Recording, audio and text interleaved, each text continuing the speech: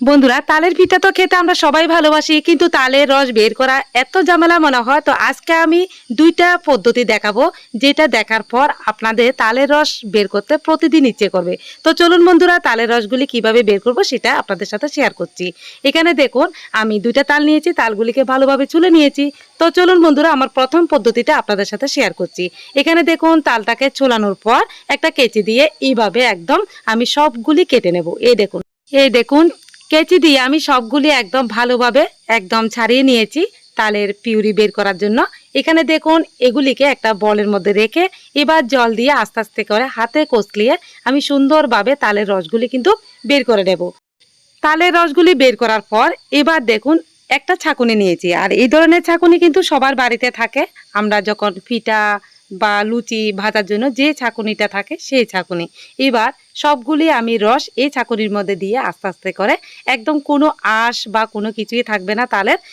তো বন্ধুরা, কেমন লাগলো টিপসটা অবশ্যই কিন্তু জানাবেন। তো চলুন বন্ধুরা, আমার দ্বিতীয় টিপসটাও আপনাদের সাথে শেয়ার করছি।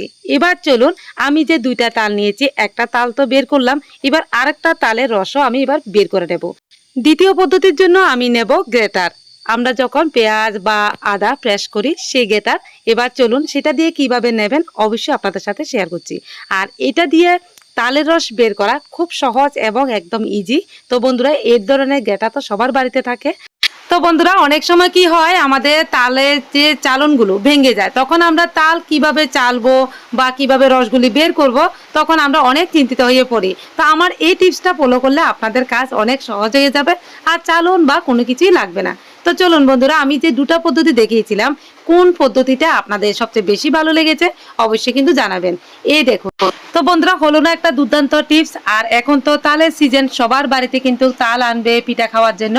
তো তাল চালা নিয়ে বা তালের রস বের করা নিয়ে আর চিন্তা করবেন না। তো চলুন বন্ধুরা, এই দেখুন কত ঘনত্ব এবং কোনো আঁশ বা কোনো কিছুই নেই।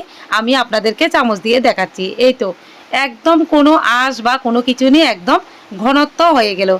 তো চলুন বন্ধুরা, তালের রস কিভাবে সংরক্ষণ করবেন সেটাও আপনাদেরকে দেখাচ্ছি। আর এই ধরনের বিস্কিটের কোটোগুলি আমাদের বাড়িতে যখন আনা হয়, আমরা কিন্তু সেগুলি ফেলে দিই। তো এগুলি ফেলে না দিয়ে এইভাবে কিন্তু তালের রস বা যে কোনো কিছু আমরা কিন্তু ফ্রিজের মধ্যে রাখতে পারি।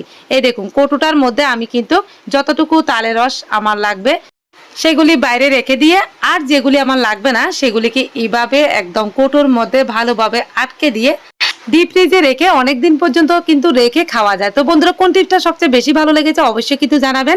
অবশ্যই লাইক, কমেন্ট এবং শেয়ার করে দেবেন।